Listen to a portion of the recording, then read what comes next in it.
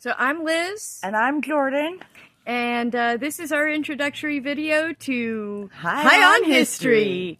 So we will post links in the description at some point. Give us time. For our Facebook, our Instagram. We're gonna be on Discord. Anyway, all that coming up. We're gonna have a YouTube channel. But first we just kind of wanted to introduce ourselves and let you know what we're doing. So, we are going to be discussing random questions that we have throughout history and going down crazy rabbit holes. Like, for instance, what does the Boston Tea Party have to do with Mad Hatters? Absolutely nothing. Nothing at all. Except the weird journey that we took to get all the way from the Boston Tea Party to finding out about Mad Hatters. And on the process, we are going to live fact check ourselves to make sure that we are not going down the wrong rabbit holes because, hey, we are complete amateurs. I barely have a high school education.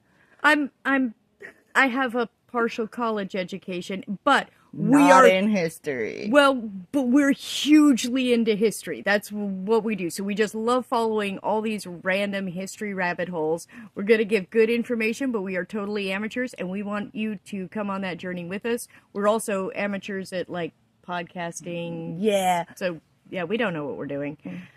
So, you know, bear with that. And should we go down that rabbit hole? Shall we try to connect the unconnectable dots? I think we totally can. I just have to grab my phone. All right. So, one of the things that we're going to be doing for ourselves and for you guys is, like, when we ask various questions, we're going to be fact-checking them in real time, like right here with you guys. So we're all learning together. That's going to be, like, lots of fun. But first, let's talk about, like, how we got started on our first rabbit hole. Well, first rabbit hole started off with me randomly saying something about a 3% tax is why we decided to riot and throw a tea party, throw the Boston Tea Party. And in reality, there was so much more in history to that. I mean, there was just a lot going on right then, right? Across the world, including coffee revolutions, and there was all sorts of crazy things going on. Then we got into King George, the third? Is he the third or the second? No, the third. He was the third, okay. He was the king that we got our freedom from during the American Revolution. Right, and specifically, I was kind of pointing out that the United States sort of lucked out this way because had King George been a more on top of it and more competent ruler, we might not have fought and won the American Revolution. So there's that. Other countries had to deal with way more competent rulers. Yeah, during their revolutions, and Australia and Canada, for example, are just not quite as independent as the United States that way. So that's kind of just interesting. So then, of course, we wanted to know what happened with King George. Yeah, what was actually wrong with him? Why was he having the problems? We knew about a bunch of medical history, and we knew that he was the Mad King. Right? Yeah, absolutely. But what mental illness did he have? Like, what was going on with him? So we found, what was it? Porphyria? Something like that. Yeah, I don't remember what the name of it was. So it's like porphyria.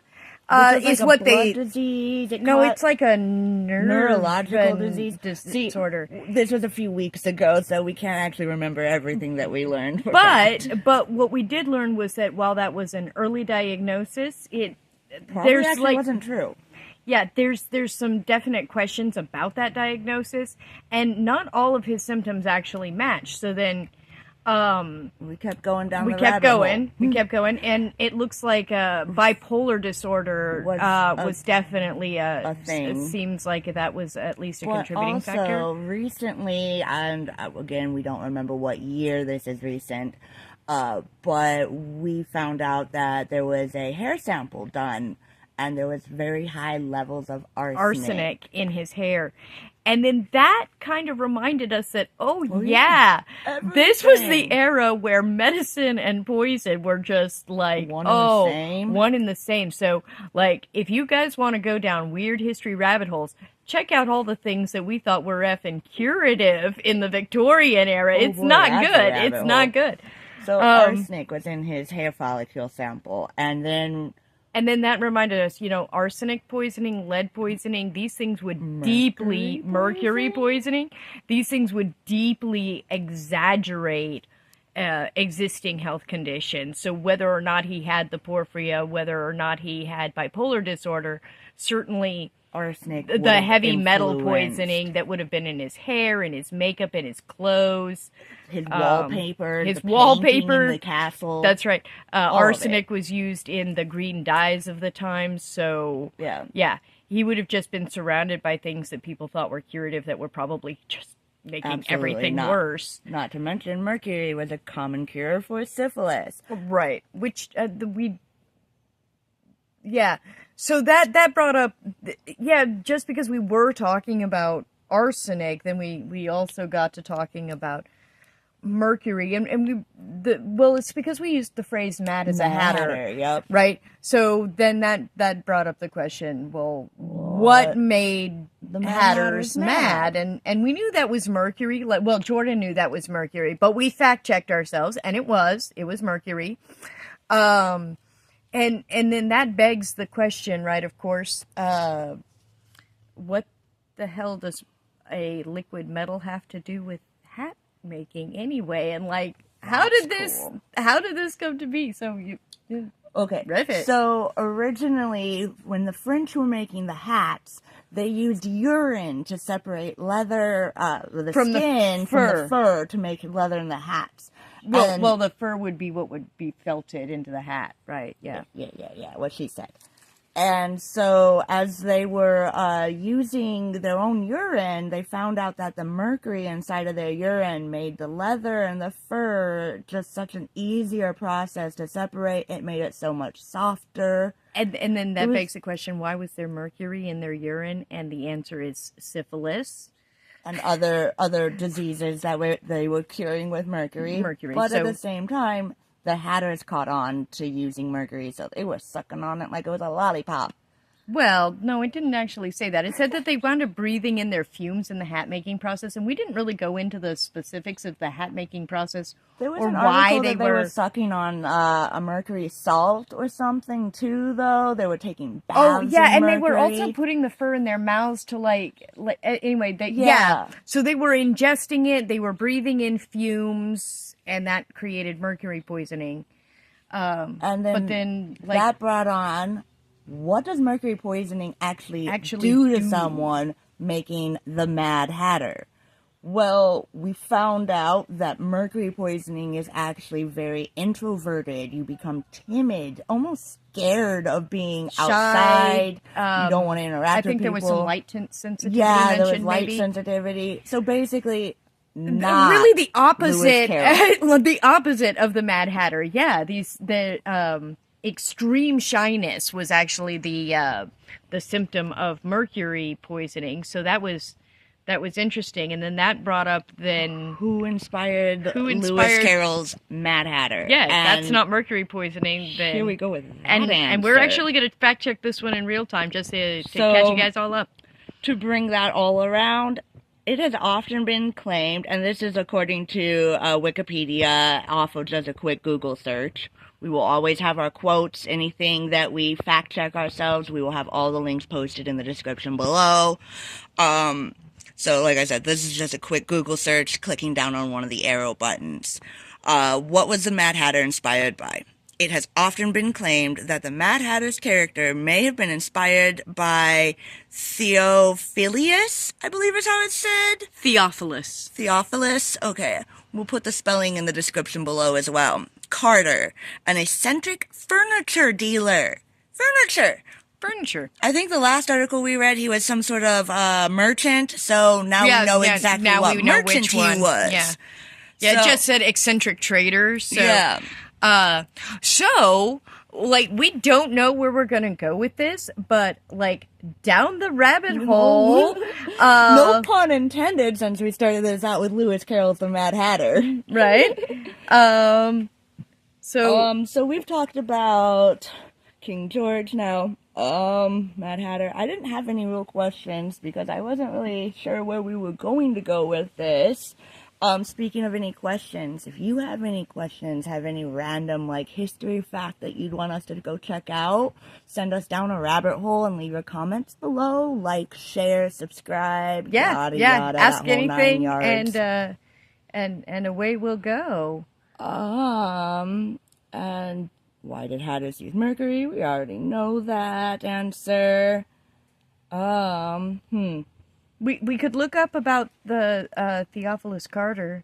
Oh, yeah. Let's go down that rabbit hole. Yeah, let's find out about, like, how is a furniture dealer so famous that Lewis Carroll was writing about him? You know, in part, you know. So, who was Theophilus Carter? Ooh, apparently he's also a biblical character, or at least the... Wait. Don't forget, names do repeat.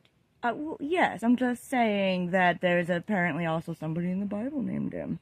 So, okay, Phileas Carter, a British dealer. He was born sometime in Oxford, United Kingdom. I almost said United States.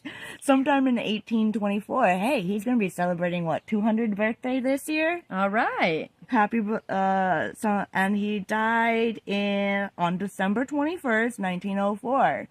Wow, that man lived a good long life. Congratulations. So he was an eccentric British furniture dealer and may have been, okay, we already know that part.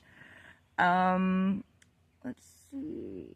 And I'm gonna hit the just regular wiki page. Inventor and craftsman. Ooh, see, now we're learning more. Yep. Already. And that was just the subtitle. Yeah, right? Let's see. Some writers claim that he was a servant at Christian church. Read up. No, I mean, what? Oh, I get it. So let's see, and I'm really just kind of skimming right now because I don't want to, like, read verbatim per se. Here, I'm actually pretty good at this. Let's see. She's the better reader for sure. Let's see. Born in Oxford, the son of Thomas Carter and Harriet Eldridge, some writers claim that Carter was a servitor at Christ Church, one of the University of Oxford's colleges, during the 1850s and 60s, at the same time that Lewis Carroll was there. Oh, so that's the connection. That's how they knew each other. Okay. It is claimed by some sources that Carter invented the alarm clock bed exhibited at the Great Exhibition of 1851, which tipped out the sleeper at waking up time into a cup of cold water. Oh. Wow. Oh my god.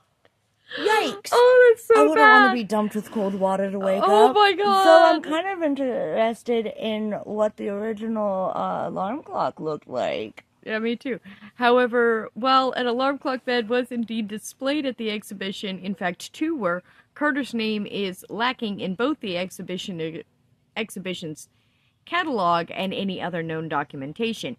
He was a cabinet maker and owned a furniture and upholstery shop at 4849 High Street in Oxford from 1875 to 1883 at number 48, and from 1861 to 1894 at number 49, where he employed 5 men. I thought that said live men. I was like, I should hope so. We're not so wibbly-wobbly that we've gotten to Cybermen yet. Census records for 1881 show that Carter lived above this shop with his wife Mary Ann Carter, daughter, granddaughter, and 2 servants. There is a whole category here called the Hatter. I'm guessing that will explain more of, like, his personality and where he got his reference from. There's this quick little excerpt right here.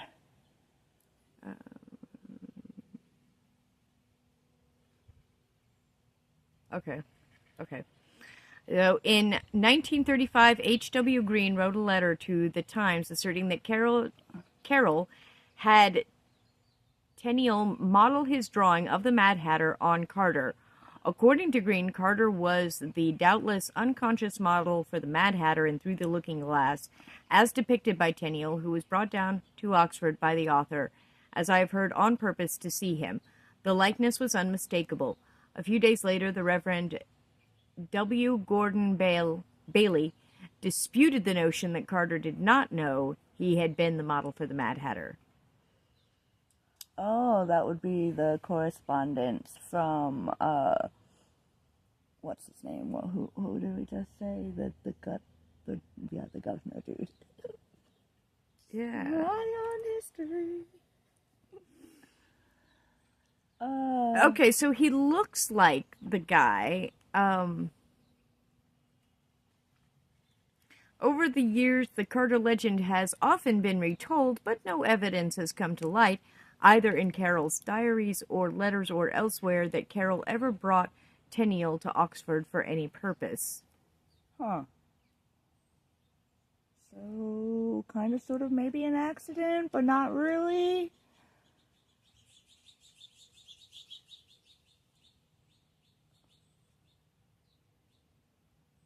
So yeah, it gets really like nebulous there. So maybe Carter was not necessarily Directly, but there is connection there, right? So that's Lewis went fascinating. To school with him in Oxford. And again, we'll post the link to this wiki so that you can read those details for yourself. Sorry, we kind of got lost there in the maze, but that's is what we're doing. That's the rabbit hole. This is how we are high on history. Join us again. We're going to try to post at least weekly, maybe sometimes more than once a week.